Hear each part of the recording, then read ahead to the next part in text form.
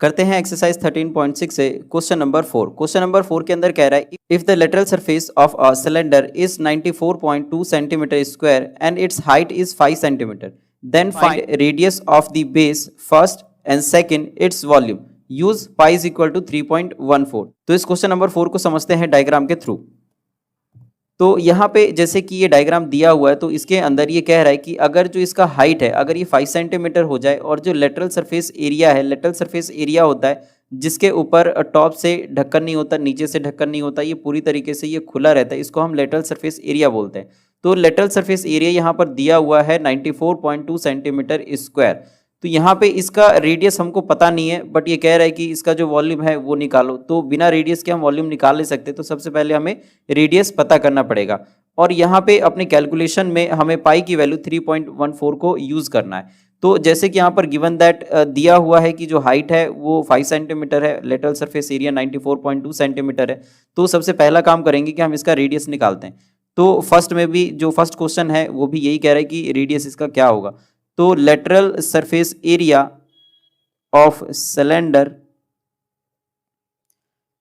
ये है 94.2 centimetre square, और हम जानते हैं लेटरल सरफेस एरिया का जो फॉर्मूला होता है ये होता है 2 pi r h is equal to, तो ये जो फॉर्मूला है लेटरल सरफेस एरिया का ये 94.2 के बराबर हो जाएगा। तो 94.2, अब यहाँ पे 2 की जगह पे 2, पाई की जगह पे हमें यहाँ पर 3.14 लेना है। रेडियस ये पता नहीं है इसीलिए इसे हमें एज इट इज़ आर लिखना पड़ेगा, और जो हाइट है ये दिया हुआ है 5 सेंटीमीटर, तो 5 इज इक्वल टू 94.2। अब यहाँ से अगर हम ये पॉइंट हटाते हैं तो इधर आ जाएगा 100। अब यहाँ पे जो ये आर है इसे हम रहने देंगे, और 94.2 जो नीचे डिवाइड में है इसको हम ले जाएंगे इधर मल्टीप्लाई में, तो ये आ गया 100 ऊपर, और जो r से ऊपर मल्टीप्लाई हो रहा है वो आ जाएगा नीचे डिवाइड में। तो 2 मल्टीप्लाई 314 और मल्टीप्लाई 5।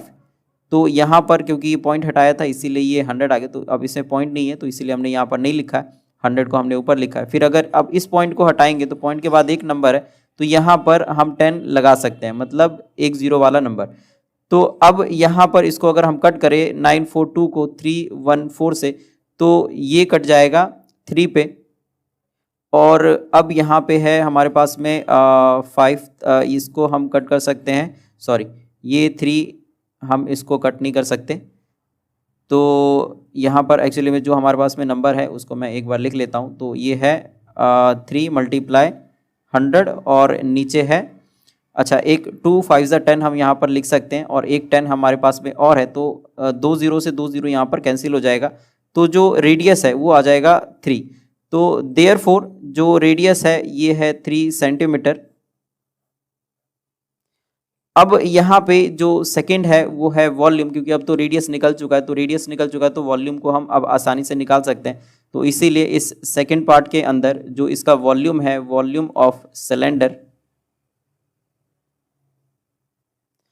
इज इक्वल टू ये होता है पाई आर स्क्वायर एच। तो पाई की वैल्यू हमें 3.14 ही लेना है, और आर स्क्वायर तो रेडियस हमने निकाला यहाँ पर 3, तो 3 इंटू 3 क्योंकि आर स्क्वायर है, और मल्टीप्लाई जो हाइट है ये गिवन है 5 सेंटीमीटर। तो अगर हम इस पॉइंट को हटाते हैं तो यहाँ पर आ जाएगा 100, और अब हम इस सबको मल्टीप्लाई करेंगे तो ये आ जाएगा 314, और 3 3 ज़ा 9, और 9 5 ज़ा 45 अपॉन 100, और 45 को अगर हम 314 से मल्टीप्लाई करें तो ये आ जाएगा 14130 अपॉन 100। तो 1 0 से 1 0 हम यहाँ पर कट कर सकते हैं, और जो 1 0 बचेगा तो अगर 10 से हम इसको डिवाइड देंगे तो ये आ जाएगा 141.3। तो 141.3, और जो क्वेश्चन है ये सेंटीमीटर में चल रहा है तो इसीलिए हम क्यूबिक सेंटीमीटर यहाँ पर लिख देंगे। तो जो वॉल्यूम ऑफ सिलेंडर है ये 141.3 क्यूबिक सेंटीमीटर, और जो रेडियस है वो 3 सेंटीमीटर, और ये हमारा आंसर हो गया। तो इस तरीके से जो क्वेश्चन नंबर 4 है इसको हम सॉल्व कर लेंगे।